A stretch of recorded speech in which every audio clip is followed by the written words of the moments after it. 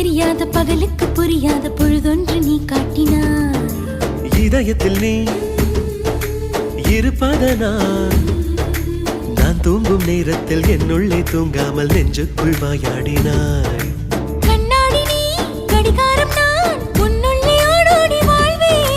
காதல் எனும் கடுதாசி நீ என்றென்றும் அன்புடன் நான்